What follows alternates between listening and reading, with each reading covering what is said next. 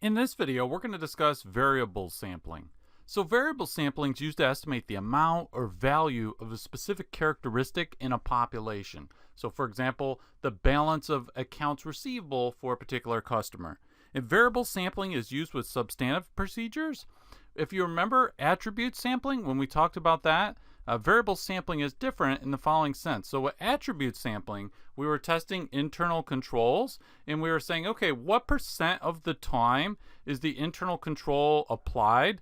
And we'd say, okay, yes or no in each scenario, in each occurrence, the internal control is either applied or not. And so we might say 92% of the time the internal control is applied. Okay, so that was attribute sampling. In variable sampling, we're instead saying, okay, what is the audited value? So audited value would be like the auditor goes through all the account receivable balances and says, okay, I've drawn a sample from the accounts receivable balance from the entire population, all the different customers owed money. And for that sample, I said, okay, here's what the audited value, here's what the value should be for each of those account receivable balances that were drawn in the sample. Okay, so the auditor's going and they're finding their value. And then that could be used to calculate the misstatement, because you then compare that to the book value. You say, well, the company had those account receivable balances at X and the audited value is Y, and so we've got a misstatement. Now, there are two different approaches to variable sampling. We've got classical variable sampling, which uses the normal distribution. And so we're going to have the mean and so forth, but we also need to estimate the standard deviation.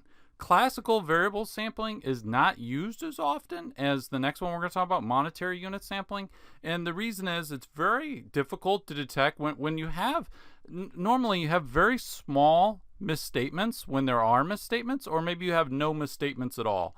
And classical variable sampling isn't that great when you have small or no misstatements. And so classical variable sampling is usually used in a scenario where you're trying to determine whether there's been an understatement. Or you've got balances of zero and you're trying to say, are there unrecorded liabilities or something like that? So you can think about it with understatements. Monetary unit sampling, which is the other type of variable sampling, we're not going to be thinking as much. We don't need to know the standard deviation or what the distribution looks like. We're not thinking about the distribution. We're going to tend to choose larger monetary units. Okay, so if there are different account receivable balances, with monetary unit sampling, we're going to tend to use to choose the larger ones. And we're going to be more concerned with finding overstatements. And so we'd use monetary unit sampling with things like accounts receivable, inventory, marketable securities, and so forth. And we'll talk about these and some methods and more in the videos to come.